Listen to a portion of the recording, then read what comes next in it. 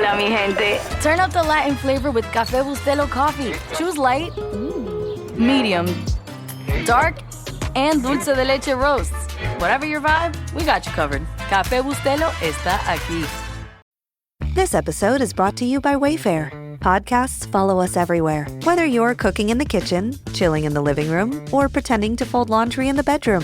And with Wayfair, every one of those rooms can tell a story of its own. Their curated collections of furniture styles and prices make Wayfair the trusted destination to turn your home into your happy place. Shop everything home at wayfair.com with free and easy delivery straight to your door.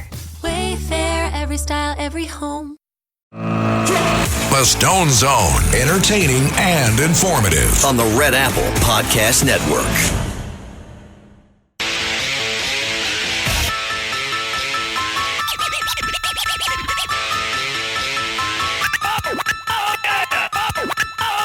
This is the Stone Zone with Roger Stone. People love him and respect him. Roger Stone.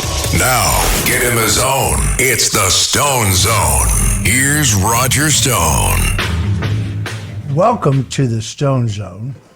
It's amazing to see Democrats and liberals continuing to whine about the FBI raid on former National Security Advisor John Bolton's home and office last Friday. It is very clear that the FBI under Kash Patel had probable cause to believe that John Bolton was in possession of certain classified documents that he had no right to obtain or possess.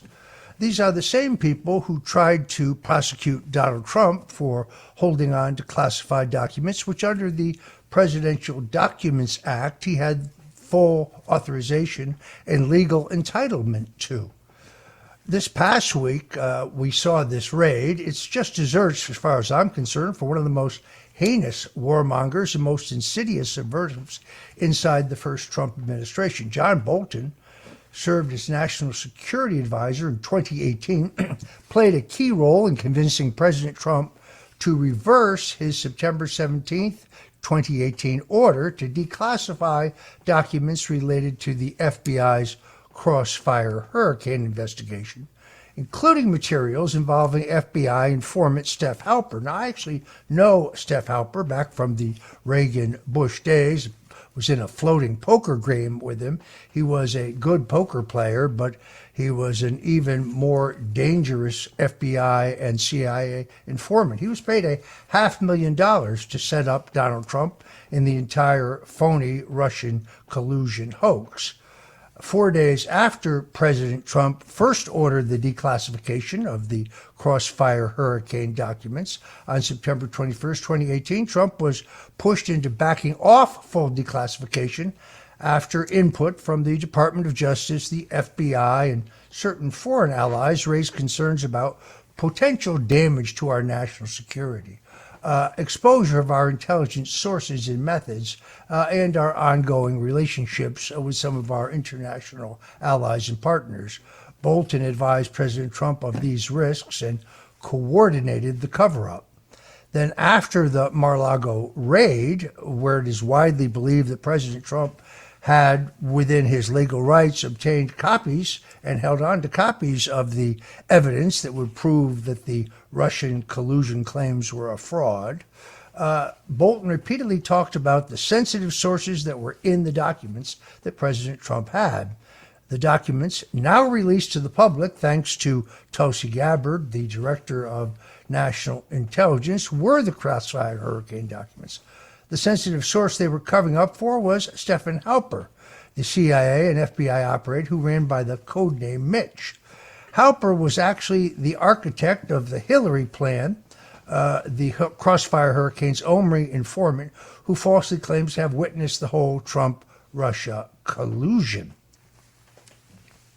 We know from a document declassified by Tulsi Gabbard that Hillary Rotten Clinton herself approved the plan specifically to distract attention from her use of an illegal email server and also to sow seeds of doubt about the legitimacy of Trump's presidency.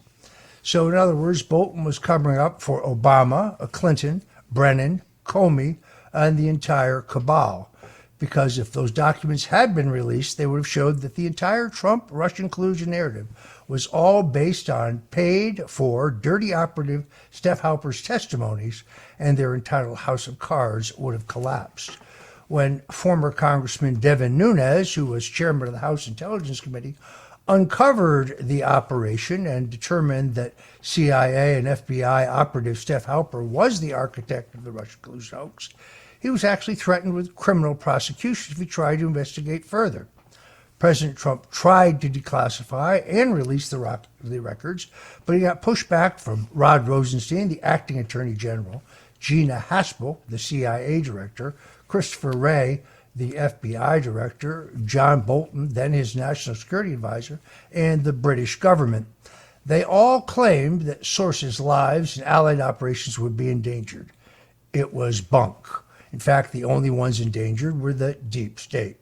When Trump tried to release these documents once again in 2021, his home in Palm Beach, Mar-a-Lago, was raided. Enough of your crocodile tears. It is now absolutely clear, based on the declassification of documents by Tulsi Gabbard, that there was a seditious conspiracy to engage in treason and to undo the legitimate results of the 2016 election. But because this seditious conspiracy, which began in 2016, continued into 2017, continued into the 2020 election, where Tulsi Gabbard has said she is examining evidence regarding the integrity of the computerized voting machines, this is a case that is ripe for prosecution. But it means that trials of those ultimately charged would not necessarily happen in the District of Columbia, where, frankly, no Trump supporter, Republican, conservative, or free thinker can get a free trial, and where no Democrat or veteran of the Biden or Obama administrations will ever be convicted. Stay tuned as we will follow this story as it develops. Meanwhile, the New York City mayoral frontrunner, Zoran the Ayatollah Mamdani, is proposing to end all misdemeanor crimes in the city of New York, a move that could empower criminals on a scale never before seen in any Democrat-running, decaying hellscape. Mamdani is a leading organizer of the Democratic Socialists of America, and the language in their platform makes it clear that one of their main goals is to uproot the rule of law. Their Democrat Socialists of America platform states, for all of the working class to achieve collective liberation, we must constrain, diminish, and abolish the carceral forces of the state, from prisons and the police themselves to their manifestations in all forms throughout society. In other words, they want to defend and shut down the New York City Police Department. Mamdani himself says that, quote, violence is a social construct, close quote.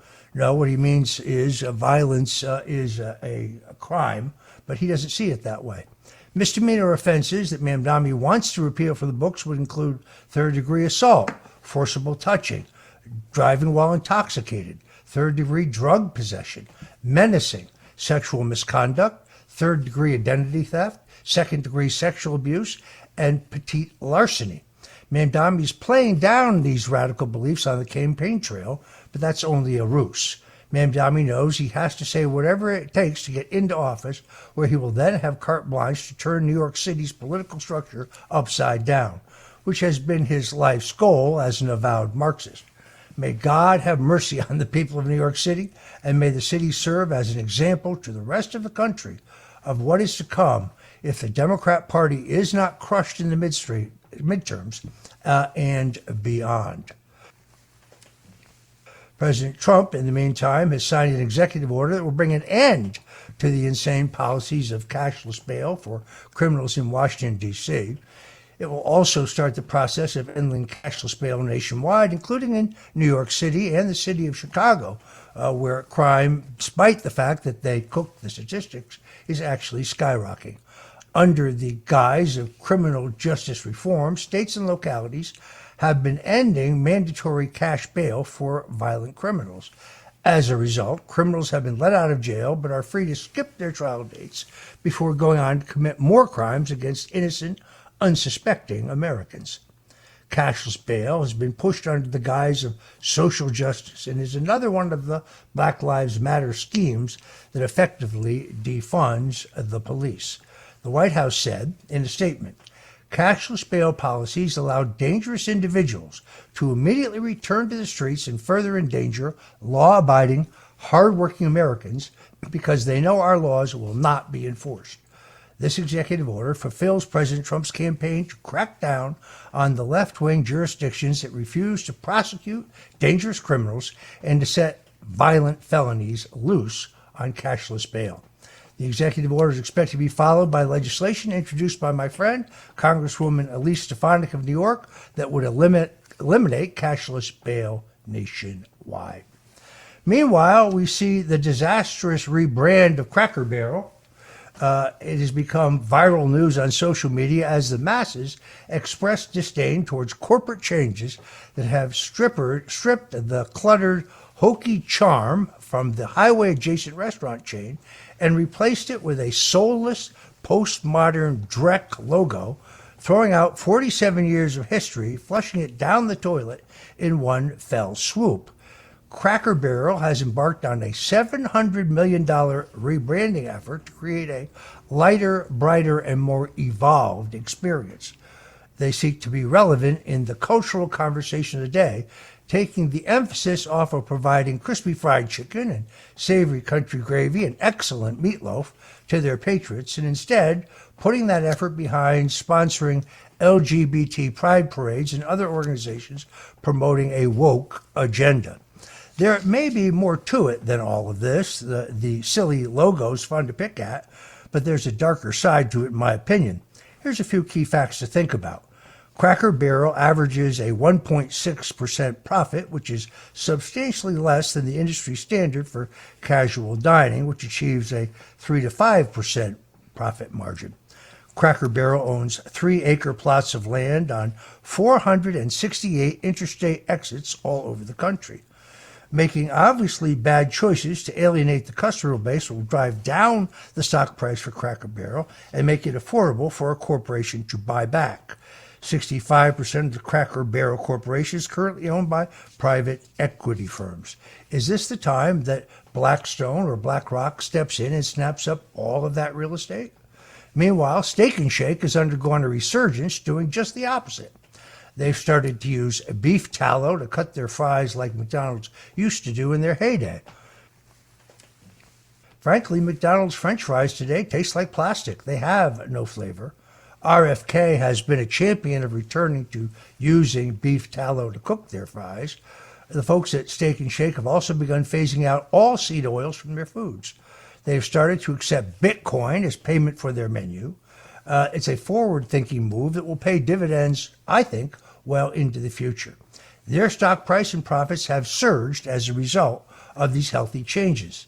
Steak 'n Shake adeptly understood that embracing MAGA values that the public would respond positively, putting them on the map for millions of consumers who may have otherwise ignored the chain. Let this be a lesson to everyone on Wall Street. Go woke, go broke. You're listening to The Roger Stone Show right here on the Red Apple Audio Networks. Meanwhile, in the news, Ingrid Lewis-Martin, former senior advisor and chief of staff to New York City Mayor Eric Adams, has been charged with running a bribery empire throughout the city while serving under Mayor Adams. Lewis-Martin is being accused of taking $75,000 in cash, luxury perks, food and drink, and even getting an active role next to Forrest Whitaker. Lewis-Martin and her co-conspirators allegedly exploited the city's $7 billion in contracts related to the migrant crisis, manipulated street redesign projects, secured home renovations, and meddled in building permits, collecting bribe money every step of the way to hook up their cronies. This comes one day after Winnie Greco, another Adams advisor, no relationship to former New York police officer Sal Greco, handed a potato chip bag full of money to a reporter in an apparent attempt to buy them off of this story. It's instances like this that make it clear why Zohreh Mamdani is the overwhelming favorite to win the New York City mayor's race. It's not because the people in New York City are Marxists or socialists or that they're jihadists. It's that people are sick of the corrupt machine politicians like Adams and former New York Governor Andrew Cuomo. Mamdani, without being too specific, is offering them hope and change. And unfortunately, many New Yorkers are not focusing on the implications of the actual policies that Mamdani proposes.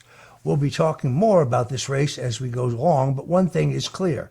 I'll go on the record as saying this right now. No matter what happens, Mayor Eric Adams will run fourth in this contest. I'm Roger Stone. You're listening to The Stone Zone, and we'll be right back. The Stone Zone on the Red Apple Podcast Network. The Twisted Tale of Amanda Knox is on Hulu. In 2007, Amanda Knox was studying abroad in Italy. She had no idea her dream would turn into a nightmare. Inspired by the actual events of her wrongful conviction and 15-year fight for freedom, watch the new Hulu original series, The Twisted Tale of Amanda Knox. Now streaming on Hulu and Hulu on Disney Plus for bundle subscribers. Terms apply. Discover Ralph's Club New York, the new fragrance by Ralph Lauren. With blackcurrant, vanilla, and sandalwood, this scent embodies the sensuality and confidence of Usher. Like the city that never sleeps, this masculine fragrance lasts for 12 hours. Ralph's Club New York. Ralph Lauren. Shop now at Macy's.com. Hey there, travelers. Kaylee Cuoco here. Sorry to interrupt your music, great artist BT Dubs, but wouldn't you rather be there to hear it live? With Priceline, you can get out of your dreams and into your dream concert. They've got millions of travel deals to get you to that festival, gig, rave, sound bath, or sonic experience you've been dreaming of. Download the Priceline app today, and you can save up to 60% off hotels and up to 50% off flights. So don't just dream about that trip. Book it with Priceline. Go to your happy price, Priceline. I'm Ashley Graham, and as a parent, I know the back-to-school transition can be a lot. When it comes to wellness, Ollie supports me and my family through it all. Kids Multi is big in my house. It supports their immune system, and they love to take it. A win-win for everyone. Shop these products at Ollie.com or retailers nationwide. These statements have not been evaluated by the Food and Drug Administration. This product is not intended to diagnose, treat, cure, or prevent any disease.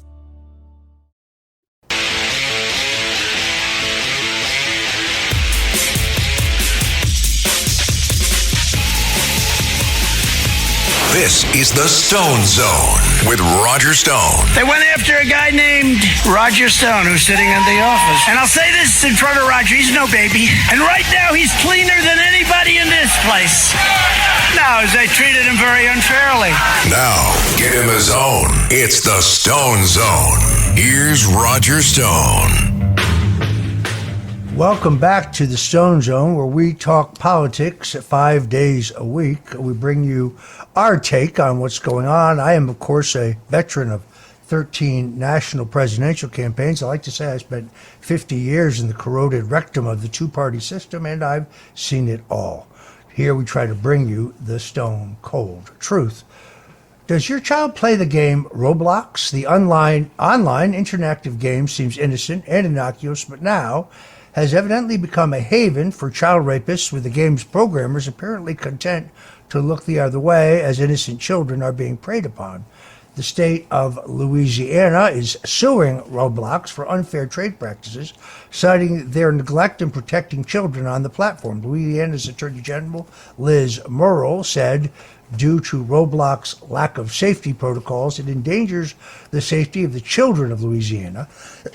Roblox is overrun with harmful content and child predators because it prioritizes user growth, revenue, and profits over child safety.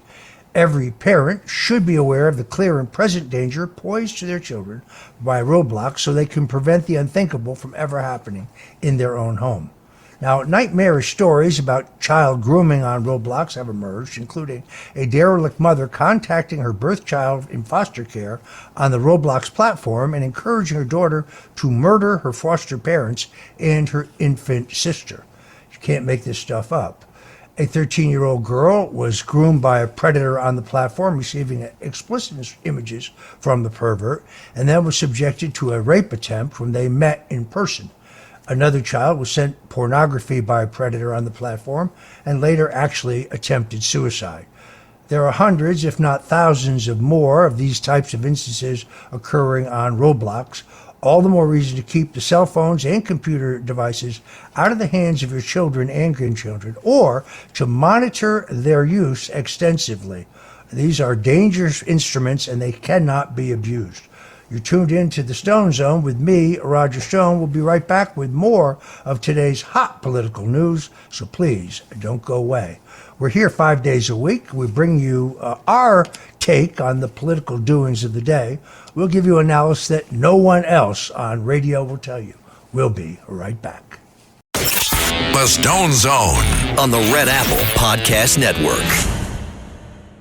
Mint is still $15 a month for premium wireless. And if you haven't made the switch yet, here are 15 reasons why you should. 1, it's $15 a month. 2, seriously, it's $15 a month. 3, no big contracts. 4, I use it. 5, my mom uses it. Are you playing me off? That's what's happening, right?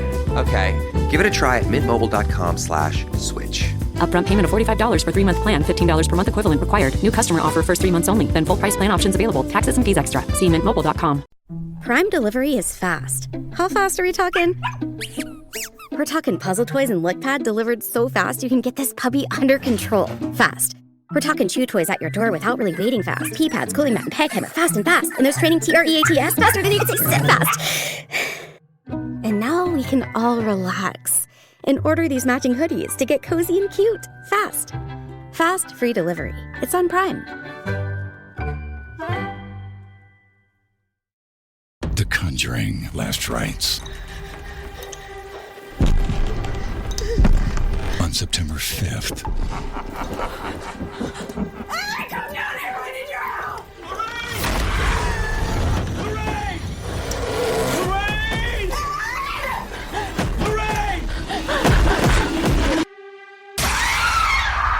The Conjuring: Last Rites. Only in theaters September 5th. Rated R. Some people think nature is like this, but actually, it's like this. That's why Columbia engineers everything we make for anything nature can throw at you. Columbia, engineered for whatever.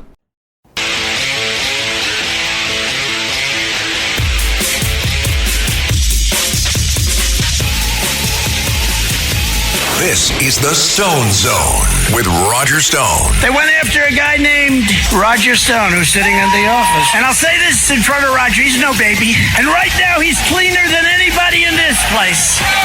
No, they treated him very unfairly. Now, get him his own. It's the Stone Zone. Here's Roger Stone. Welcome back to the Stone Zone. Jeffrey Epstein accomplice Ghislaine Maxwell has given sworn testimony stating that she never saw President Trump engage in any wrongdoing during her many years as Epstein's co-conspirator, confidant, and pimp. This is not news to me. I explored and researched the Epstein case very extensively for my 2015 book, The Clintons' War on Women. The longest chapter in the book, Chapter 7, is entitled Orgy Island. What people don't know is that the Epstein's butler, Alberto Rodriguez, who was then dying of cancer, sold Epstein's telephone book to a New York journalist. But that doesn't mean that everyone in his book is guilty of any illegal or inappropriate behavior. But the butler did circle the names of those he claimed were involved in child sex trafficking or were material witnesses to child sex trafficking.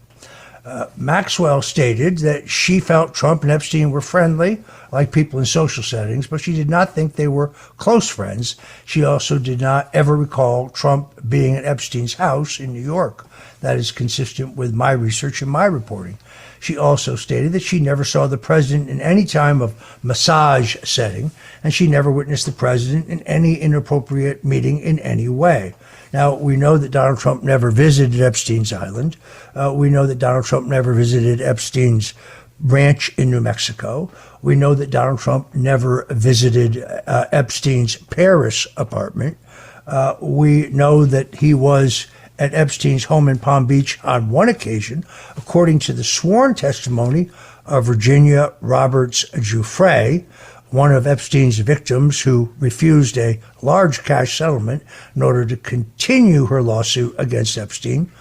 We're told only months ago that she committed suicide, having interviewed her for 6 hours in 2 3-hour sessions and read all of her sworn testimony. Frankly, I doubt that. But according to her sworn testimony, the one and only time she saw Donald Trump at Epstein's home was for a fundraiser for a social nonprofit, a charitable nonprofit in Palm Beach, and that Trump acted as a perfect gentleman. Now, Maxwell also says in a separate statement that former President Bill Clinton never visited the island. Unfortunately, the FAA passenger manifest, which I use extensively in my book, The Clintons' War on Women, shows that Bill Clinton visited the island at least 4 times, but was on Epstein's airplane at least 26 times. We also know from the sworn testimony of Virginia Roberts Giuffre that she identified Bill Clinton as being on the island, therefore, quote-unquote, parties, on at least 3 occasions. So the testimony of Maxwell does corroborate victims' attorneys and other people close to the situation who, like me, have said throughout the years that there is no evidence whatsoever of inappropriate behavior by President Donald Trump. It also further proves that Donald Trump is innocent, had nothing to do with Jeffrey Epstein's pedophile network. In fact, we know definitively that Trump cut Epstein off in 2005. That is prior to Epstein ever being exposed and charged as a sex criminal in the state of Florida. Now, in that instance, after various reports, Chief Michael Ryder of the Palm Beach Police Department conducted a 6-month undercover investigation of Jeffrey Epstein and handed the state's attorney in Palm Beach a case involving 33 underage children, women, girls at that point, and an ancillary case of statutory rape involving at least 21 underage girls. The police chief was shocked when the state's attorney turned around after his own investigation and charged Jeffrey Epstein with 1 count of solicitation. Only after complaints from the police chief did they bump that up to 1 count of solicitation of a minor. Still a serious crime, but not nearly as serious as the crime of child sex trafficking. Asked after he had served 15 months of an 18-month sentence, which he was allowed to serve in the air-conditioned Palm Beach County Jail, as opposed to a Florida State Penitentiary like every other convicted sex criminal in the Sunshine State, Epstein said his crime was no different than, quote, stealing a bagel. The Democrats and the deep state are continue to perpetuating the Epstein hoax on Trump's, trying to get the focus also real child sex predators who I believe are still at large. It's time, once again, to release all the grand jury testimony and relevant information held by the government with information about Epstein's operation that are currently being withheld from the public. But unfortunately, judges in New York and Florida, all Democrats, I might add, all appointees of either Bill Clinton, Barack Obama, or Joe Biden, have refused to release any of that grand jury testimony, despite the fact that the target of the grand jury testimony, Jeffrey Epstein, is deceased. Lawyers tell me that one is deceased, they no longer have rights. There is no reason not to release this material, would clear the air. I pointed out that it was the Trump administration in 2019 that charged Jeffrey Epstein with 1 count of child sex trafficking and an additional count of conspiracy to engage in child sex trafficking. We need a full level of transparency. I think that's what's necessary to make America great again and to make treason and child sex trafficking punishable again. Once again, I agree with those who are calling for full disclosure. It's comical to see people like Senator Richard Durbin, Dick Durbin of Illinois, jumping up and down, screaming about full disclosure when he sponsored legislation to block the information from the American public previous to the recent scandal. So I believe that Maxwell in this case is telling the truth about Donald Trump because it is consistent with my own research. Meanwhile, President Trump has mobilized the National Guard across 19 states. The Trump administration will be sending 1,700 National Guard troops across 19 states to stabilize the country, fight crime in decaying cities, and also assist with immigration enforcement. There will be, I think, a deployment in the city of Chicago relatively soon. These National Guard troops will be deployed from August until mid-December to clean up the streets. An official with the National Guard said the following to reporters. The in and out processing may include personal data collection, fingerprinting, DNA swabbing, and photographing of personnel in ICE custody. After President Trump's stunning success in cleaning up Washington, D.C., he will be implementing law and order in other cities. This is what he said he would do during the campaign, and now he's doing it. The president has said that Chicago, New York City would be the next logical targets after D.C. Now, there are some legal anomalies. The president has the authority to nationalize the police department, the Metropolitan Police Department in D.C., where he does not have the legal authority to nationalize the police departments in New York City or in the city of Chicago. But he does have the authority to mobilize the National Guard any place that he determines is a national emergency. The city city of D.C. went through a week without murder, something that is unprecedented during a D.C. summer.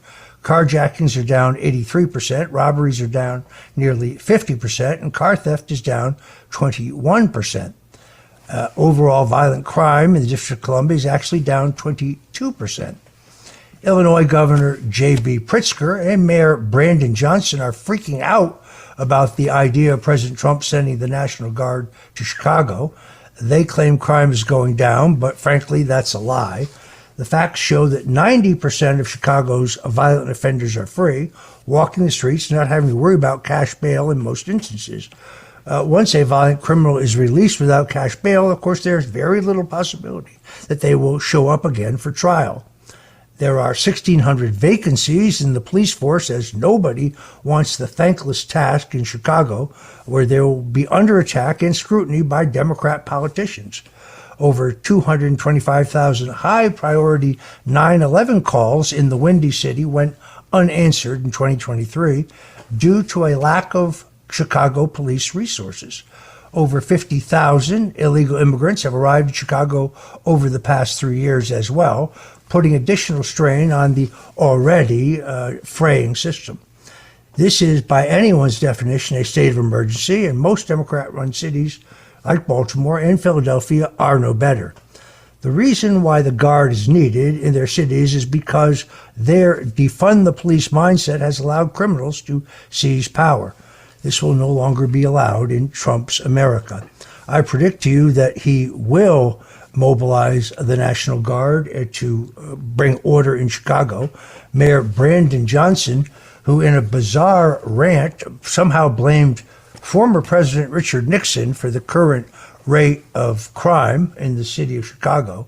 That one's a mystery to me. Richard Nixon, the president who desegregated the public schools, the Richard Nixon who tripled the amount of federal funding for civil rights law enforcement, the Richard Nixon who gave us affirmative action, a policy that many of my conservative friends object to, the Richard Nixon who was instrumental in the passage of the 1958 Civil Rights Act over the opposition of Lyndon Baines Johnson, the Senate Majority Leader, and working hand in glove with Dr. Martin Luther King.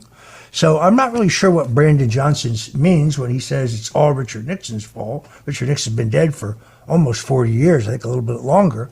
But Johnson has made it very clear yesterday that he is counting on the people of Chicago to rise up and resist the National Guard.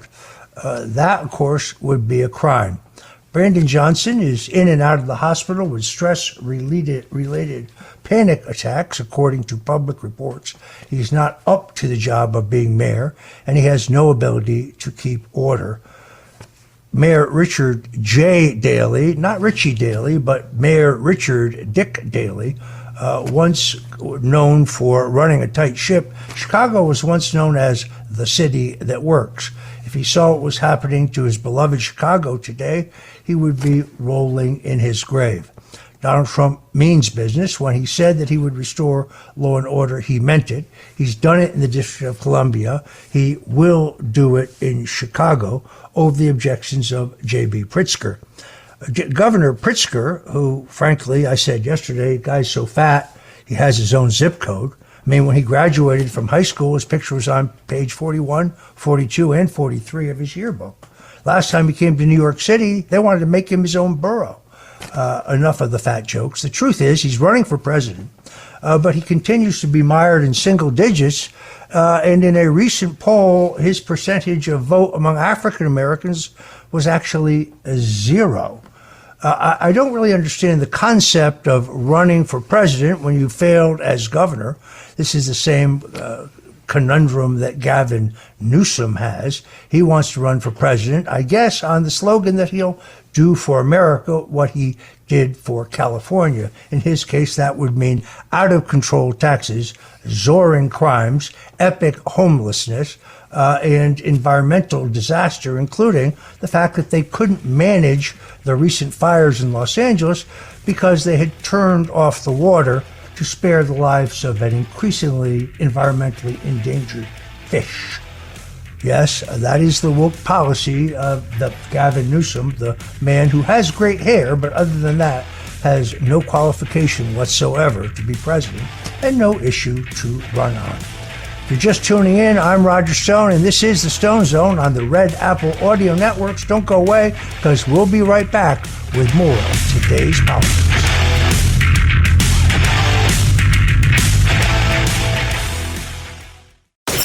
The Stone Zone on the Red Apple Podcast Network. Nearly home. Isn't home where we all want to be? Reba here for Realtor.com, the pros' #1 most trusted app. A dream home isn't a dream home if it comes with a nightmare commute. That's why Realtor.com has Real Commute, so you can search by drive time. Download the Realtor.com app today, cause you're nearly home. Make it real with Realtor.com. Pros #1 most trusted app based on August 2024 proprietary survey. This episode is brought to you by Buffalo Trace Distillery. Powerful yet smooth. Contained but never tame. Proudly going their own way, but never going alone. This is the spirit inside Buffalo Trace Bourbon. Made at Buffalo Trace Distillery, the world's most award-winning distillery. Buffalo Trace is always perfectly untamed. Distilled, aged, and bottled by Buffalo Trace Distillery, Franklin County, Kentucky. 90 proof, 45% alcohol by volume. Learn more at buffalotracedistillery.com. Please drink responsibly.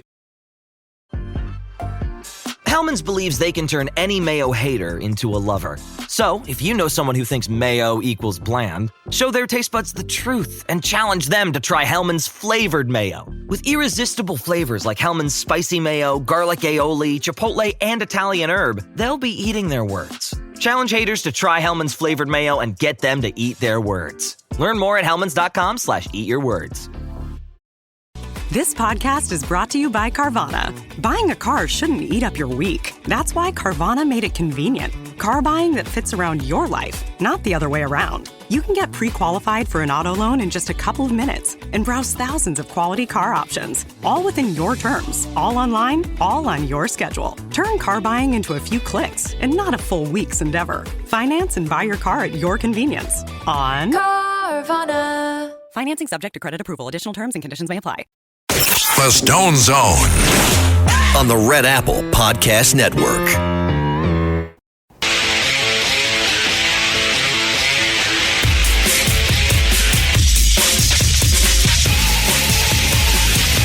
This is the Stone Zone with Roger Stone. They went after a guy named Roger Stone who's sitting in the office. And I'll say this in front of Roger, he's no baby. And right now he's cleaner than anybody in this place. No, they treated him very unfairly. Now, get in the zone. It's the Stone Zone. Here's Roger Stone. Welcome back to the Stone Zone. This is Roger Stone, listening to the Red Apple Audio Networks. A new Kaplan and Associates rolling average overnight poll shows slight differences in the upcoming race for mayor of New York City. In the new head-to-head, Democrat Zohran Mamdani, who I refer to as the Ayatollah, has moved to 39% of the vote. Former Governor Andrew Cuomo dropped from 22 to 20% of the vote. Republican Curtis Sliwa up from 16 to 19% of the vote, and Eric Adams dropped from 14 previously to 11, no doubt in the wake of bad news regarding the indictment of his former chief of staff. This race is very tight. That's about an 11% undecided. But if you look into the internals, you will see the problem, which is that for the first time now, Eric Adams' net unfavorable rating among voters has broken 70%. It's now at 71%. This is why he has no option for further ballot growth. Andrew Cuomo's unfavorable remains consistent at 58% net unfavorable. Mamdani's unfavorable rating remains at 41, exactly where it was in the last Kaplan overnight. And frankly, his competitors are going to have to drive that number much higher to have any chance of stopping him. While Curtis Sliwa, the Republican nominee, held steady with an unfavorable rating of 43, which I think comes from a 20-plus year on radio talking about controversial subjects. So those who say that one of these candidates should drop out, I think are dreaming. I think none of them will drop out. But it is conceivable at this current trajectory that even if all of them did drop out, it is important to recognize that not all of their votes would redistribute to an anti-Mamdani candidate. In fact, based on the Kaplan overnight poll, if former Democrat Governor Andrew Cuomo withdrew from the race, almost 1/4 of his votes go to the Democrat Mamdani. That's because many of his votes are coming from Democrats. So I think this race is essentially over, barring some new cataclysmic event. I don't see anyone dropping out of the race. And I think that being the Democrat nominee is an enormous leg up in an overwhelmingly Democrat city. I also see, as I said earlier, that Mamdani is soft-pedaling the impact of his agenda. He doesn't want to be seen as anti-police, but he's also not shy about the fact that he wants to do away with misdemeanor crime, which to me is shocking. Just to be clear, if he was to be to actually implement those policies, third-degree assault, forcible touching, driving while intoxicated, third-degree drug possession, menacing, sexual misconduct, third-degree identity theft, second-degree sexual abuse, and petite larceny would no longer be chargeable crimes. His radical beliefs on the campaign are being soft-pedaled, but it's only a ruse. Until the voters of New York wake up to the fact that these policies will set New York City on fire, that there will be a mass exodus of taxpayers, businesses both large and small will flee the city, and crime will be rampant. The only good news is not for the people who live in New York City, unfortunately, but for the people across the country who will be able to see firsthand what happens when you choose Marxist policies. That is a small concession for the people of New York City, who will have to suffer under these horrific ideas. Thanks for joining us today in the Stone Zone. I'm Roger Stone. This is the Stone Zone. Every day we talk politics, news, history. Sometimes we jam a little food and style as well. Thanks for joining us today. Until tomorrow, God bless you and Godspeed.